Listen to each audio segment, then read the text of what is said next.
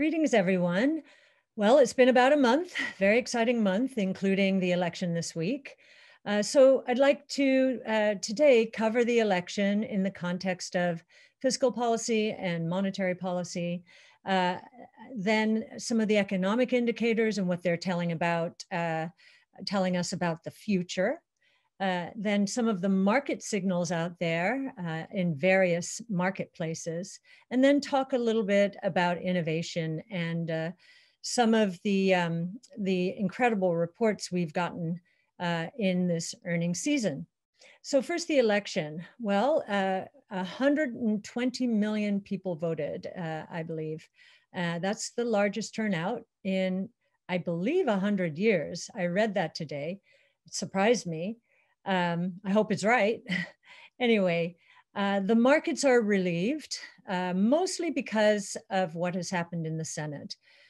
Because the Republicans seem to have kept the Senate, we know that capital gains tax rates are not going to go up, and that there is no chance of the worst proposal of all, a tax on unrealized capital gains.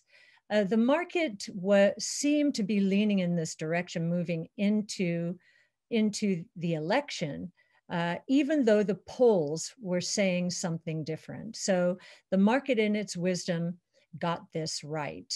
In the context of fiscal policy and monetary policy, the market's making bets on this, the results of this election as well. In the case of big tech and healthcare, which benefited, I think what the market's saying is it's unlikely we're going to break up the big technology companies. And in healthcare, we are not going to move towards nationalizing the healthcare system at all. So that's good. We probably will still hear, as we always do, no matter what year it is, about drug pricing being a problem as the next administration takes hold.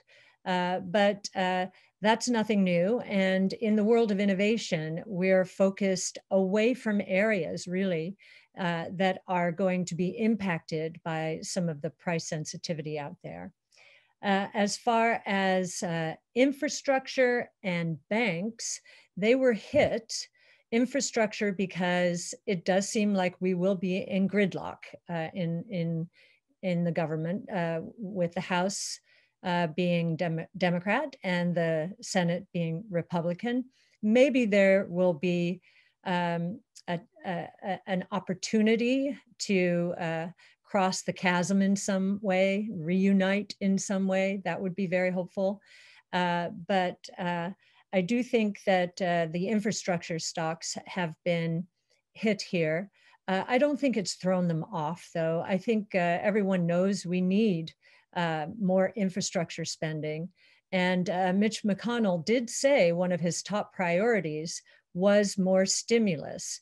Now, I think he means that for the hardest hit areas of our economy, especially the travel and entertainment, hospitality part of the economy. But it is possible that that will include infrastructure as well. That certainly is a topic that could unite the various policymakers. As far as banks, well, mortgage rates dropped to a record low here right after the election. And that would suggest that the regional banks have issues, and the regional banks relative to the market dropped to a new low. So this means a yield curve that is flattening is bad. So long rates coming down relative to short rates. Short rates can't go much lower.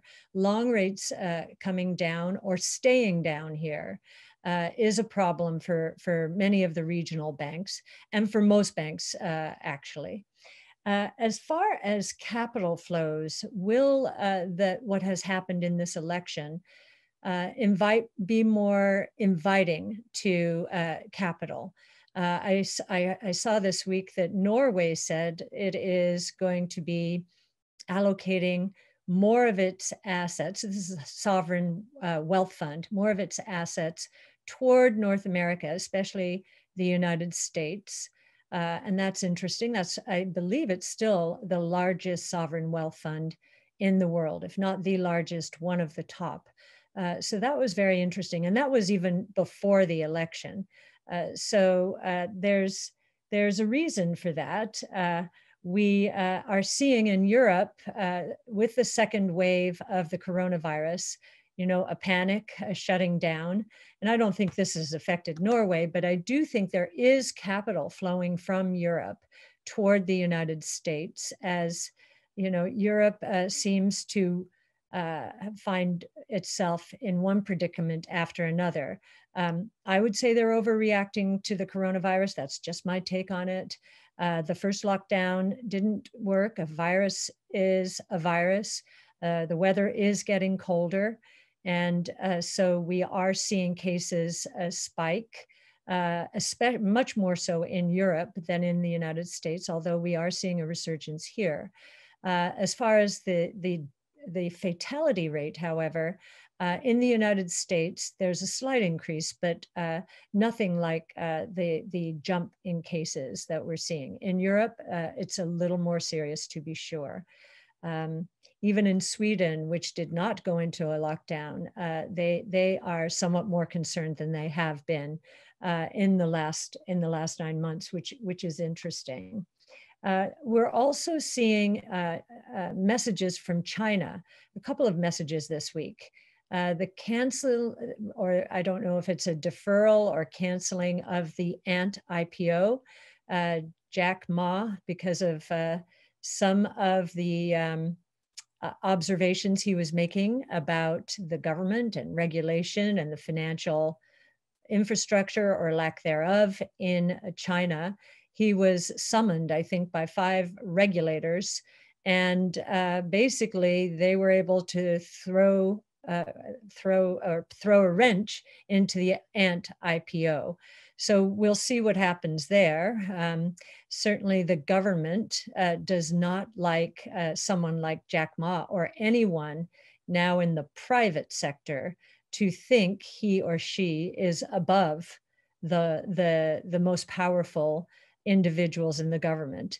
So that's been going on. We think that fight or tussle has been going on for a couple of years now. First, Jack Ma had to relinquish his CEO title at Alibaba, then chairman, and now he is brought in front of 5 regulators. So that's casting a pall, I think, on some of the Chinese stocks and sentiment towards China. But I would say something else came out this week. It was their 5-year plan. It won't be released formally until March, but they just had a conference which leaked some of the most important planks in the 5-year platform. One, that they are now seeking higher quality growth rather than quantity of growth. And that's sensible. We know that the money thrown at that economy has ended up in infrastructure, too much capital chasing too few opportunities. And so there are excesses there, certainly. And the other, I guess, message out of that is it would like to move up in terms of the value add in the manufacturing sector. So I think it has its sights on some of the great manufacturing centers of the world, like Germany, for example, the US to some extent. So I think we'll see more competition there. The second variable or plank was innovation. They've had a focus on innovation for a number of years now. The last 5-year plan had it as well. And yet I think what's happened because of the United States and our banning Huawei and fighting for intellectual property rights, I think they want to become more self-reliant, and we'll see how they do with that. I've been watching them for at least 15 years now, maybe 20. They had an objective back at least 15 years ago to become the semiconductor manufacturing center of the world, the foundry of the world. And that has not happened. SMIC has not kept pace with the innovation, even though they have imported talent from TSM, Taiwan Semiconductor. So we're wondering if it's in their DNA. I would say self-reliance might cut them off also from the open source ecosystem that is evolving around the world when it comes to software. And I think that will be a problem. We were having a debate about this in our brainstorm a week ago. And I can tell you from opening up ARK's research and sharing it, giving it away, we have gotten so much back. And as the world moves at a faster and faster pace, and as technologies move even faster, I think that open source is going to be important. And if China cuts itself off, that it will be to its detriment.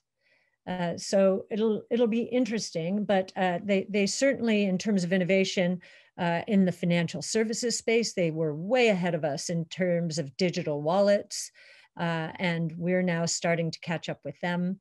And so they can innovate. They're certainly entrepreneurial. But we're wondering, and we were talking about this in today's brainstorm about Tesla, is it possible that even though Tesla is employing all of these Chinese people, that they will not be able to reverse engineer the secret sauce, which is the manufacturing process itself. And then the third plank was they want to shift more decision-making towards local governments and the private sector. So that's very good from a capital-friendly point of view. And they also want to hit peak carbon emissions by 2030. So that suggests they are going to double down on accelerating the shift to electric vehicles and battery power generally. So one other thing we know they want to control, since they've really banned cryptocurrencies, with a digital currency, they would like the RMB, we believe, to be the reserve currency, certainly of Asia. So we'll see what happens with that. Again, cutting itself off from an open source ecosystem like Bitcoin might end up isolating China at some point in the future. So now I'd like to get on to economic variables or indicators, just the backdrop in terms of monetary policy. The Fed still has our back, so nothing has changed there.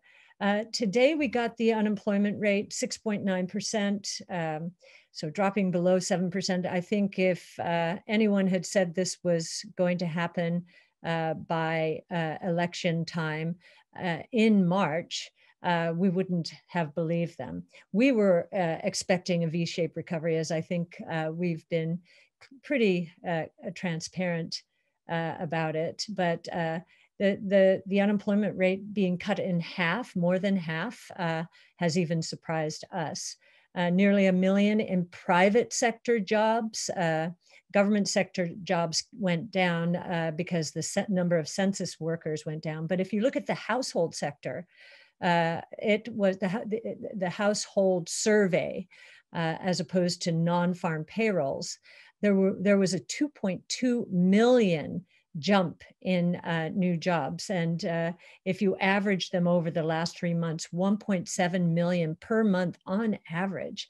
These are huge numbers, and they capture the self-employed and small businesses who are missed by the non-farm payroll survey. And I think one of the reasons this is happening is something that I don't hear many people talking about still, but before the coronavirus, there was a change in bankruptcy laws to give small, very small businesses the right to declare bankruptcy, much like large companies can. This was not allowed before. So I believe the coronavirus has not only caused a lot of bankruptcies, but on the other side of that, new business formations. And I think if you were to net one against the other, the formations have outpaced the bankruptcies by far, perhaps because of the payment protection program. So we saw big increases in construction, goods manufacturing, temporary help. There are some shortages of labor brewing out there. We saw a huge increase in overtime in manufacturing sector. 0.3 hours is unusually large, even when exiting a recession. Very exciting there. Interestingly, tech jobs fell. I don't know if there's a shortage. I don't know what explains that, as well as government jobs. Those were the only two categories. The consumer saving rate is still in the teens, 14.3%. And it did peak at 34% in April, but it started from an already elevated 8% in February. So still a lot of firepower to come out of savings should the consumer decide to continue to lower the precautionary balances built during the coronavirus. We've also seen a surge in consumer net worth to the tune of trillions of dollars, which is another source of confidence. So the confidence numbers are continuing to move up, which is very good and a very good sign for what this holiday will hold. So we think Christmas is going to be strong. There will be follow through from the third quarter GDP growth rate of 33% at an annual rate. Many forecasters are using 5% for the fourth quarter, worried about the coronavirus. We are seeing so much firepower coming out of these statistics that we think it's going to be much stronger than that. One of the things we saw, besides a burst in consumption in the third quarter numbers that just came out, we saw durable goods consumption up 82% at an annual rate in the third quarter. I mean, that's crazy. The declines were not that great in the second and third quarter. They were down 12% and minus 1.7%, and we're up 82%. Now, one of the reasons this is happening is because consumers can't spend on or haven't been able to spend on a lot of services, so leaving more for durable goods. We also saw in the third quarter number, inventories decline, not by as much as they had in the previous quarters, but the fact that inventories are still declining means that businesses are racing to catch up with the consumer. And so we're seeing some, in the various PMI indexes, we're seeing new orders, I think for October, yes, new orders for October moved to levels that we had not seen in one case since 2003, and in another case since 1973. So again, very unusual. Housing was up 59% at an annual rate. Housing is a huge multiplier. You know, once you buy a house, there's a lot of other consumption that goes along with it. Capital spending, while non-residential construction is suffering, it was down 15% and has been down for 4 consecutive quarters. Equipment spending blew us away, actually, up 70%. Equipment spending had been flagging flat to meager for many quarters, and whoosh. And I think part of the reason for that is we're moving into the digital age, and most companies were not equipped to get us there. And so huge amount of spending on equipment. And so we expect GDP with the low inventories, continued consumption, confidence, consumer net worth, consumer savings to have a very good quarter. You know, if the stock market is up roughly 5 or 6% as measured by the S&P here in the United States since September, and that's a very good harbinger for what holiday sales are going to look like. Now on to market signals. Well, interestingly, the dollar has it's stabilized at a fairly low level. Meanwhile, though, if you're looking at other countries, Turkey, Argentina, their currencies are down 30% this year. Think about that. Purchasing power in those countries and their currencies down 30%. So it's no wonder that Bitcoin is catching a bid here. We're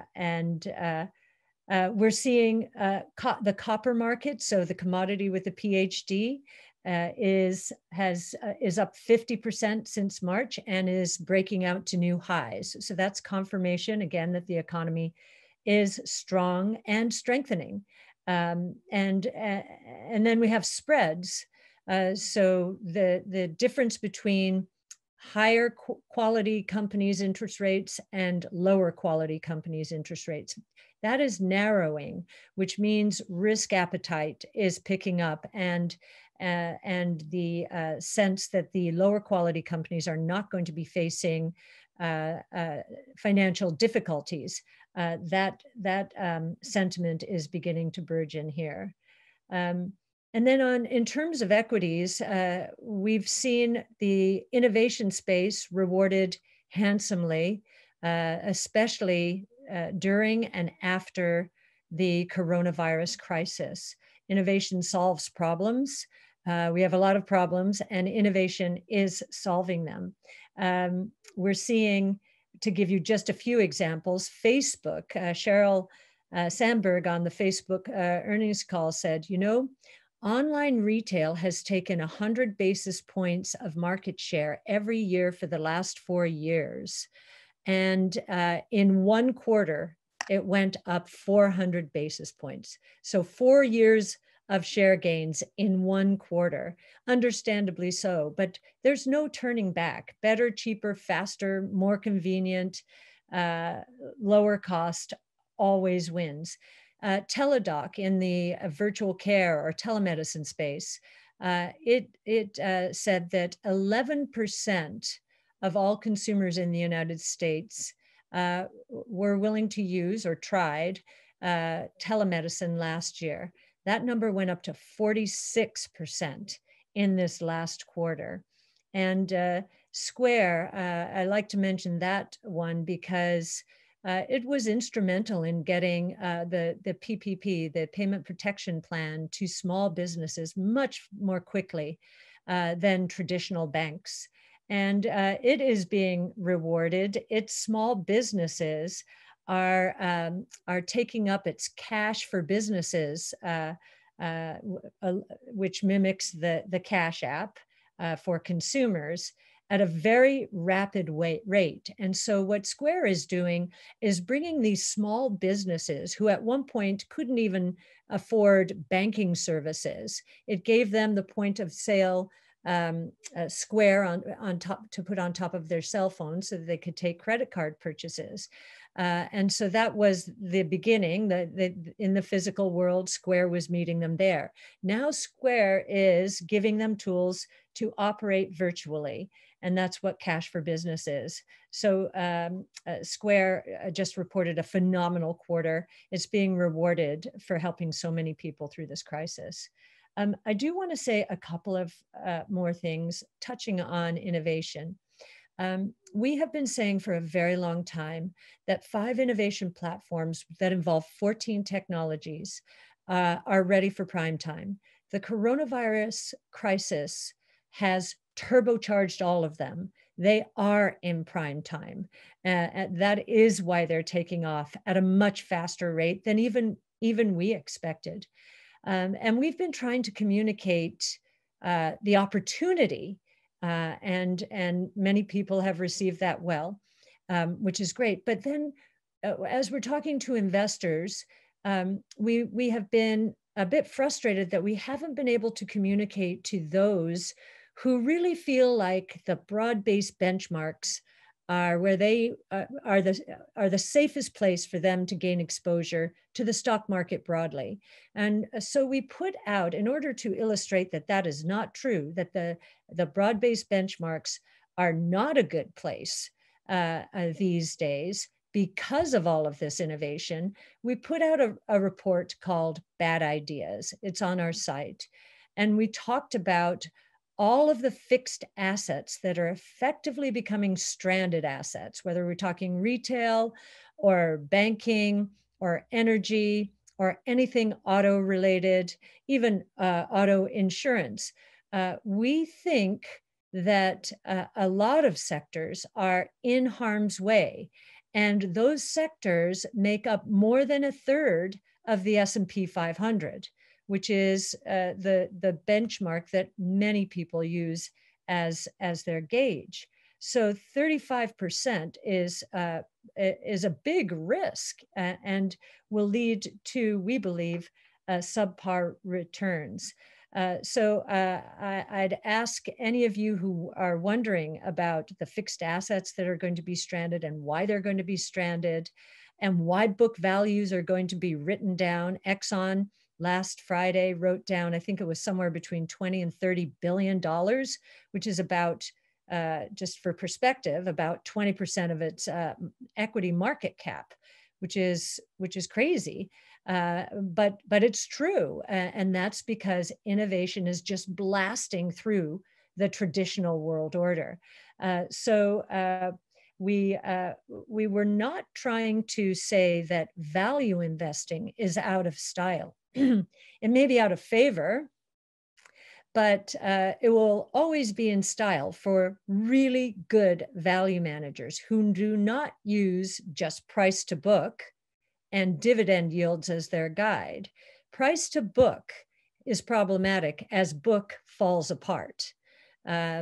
Dividend yields, we believe, are misleading as a gauge because, well, you get what you pay for. There are a lot of value traps out there. And if they have not cut their dividends already, they will. They'll be forced into it because they're going to be disintermediated and disrupted, perhaps out of existence. So those are two primary value-oriented gauges that we hear being used. We don't trust either one of those. And the really good value managers also look at intangible assets. They may not love the idea that some companies have mountains of intangible assets, but they do understand intangible assets typically are an indication or can be an indication of innovation. Sometimes they are an indication that companies have overpaid, so that's not good. But other times they're a good signal that a company is innovating. So we think value has been beaten up as a style, that there probably are fantastic bargains out there, but there are also a minefield of risks given all of the innovation taking place. And then I will add, and I'll add one thing. If you give us a 5-year time horizon, ARK believes that we are a deep value manager. Again, we're playing an arbitrage between exponential growth, which is where we see many of these, what we see most of these technologies scaling, and linear growth or decline that we feel other companies will experience because of innovation. And even if you look at the NASDAQ 100, which is another way to access innovation, and it has been a good way. A very smart thing to do was to exclude the financial services sector. That alone has caused significant outperformance relative to the S&P 500. But I'd like to just compare and contrast the NASDAQ 100 to ARK's flagship strategy. The NASDAQ 100 is made up of, well, 45% of it are the FANGs and Microsoft, 45%. They definitely are enjoying the shift of advertising, especially from television, which is happening at an accelerated rate right now, and the shift to online retail, which moved, I think it was 400 basis points also this year. To 16%. Again, long way to go. It's only at 16%. So we don't think the FANGs are a bad place to be, but we're not there. We are, for the most part, we are looking for the next group of what people will be calling FANGs. They'll have different, it'll be a different acronym. And we actually think it'll be in the genomic sector. So more than a third of our portfolio is in the genomic space. We also see that 30% of the NASDAQ 100 stocks are in what we would call either sustaining technologies, and I would put 5G into that category, or they're in harm's way. They're possibly going to be disrupted. I think when we tallied it up, of that 25%, 17% we think 17 percentage points were candidates for disruption. So some sustaining innovation, some probably in harm's way. And 25% of the NASDAQ 100 is in truly transformative and disruptive technologies. So our focus is on that last piece there. In our portfolios, more than 90% of our stocks and companies, we believe, are involved in the true transformation of the global economy caused by these 5 innovation platforms and the 14 technologies they involve. So you can get exposure to innovation many ways. We just like to distinguish what we're doing from what others are doing, but we're delighted that there is being more capital allocated to innovation today than in quite some time. And the reason it's important is if these 5 platforms are going to scale the way we believe, they're going to have to be funded in the public equity markets. And we want, certainly I would like America to be in a really good competitive position, especially as China has set its sights on innovation. And so we are advocates for getting exposure to innovation in any way you can. So with that, I thank you, and I wish you a wonderful weekend.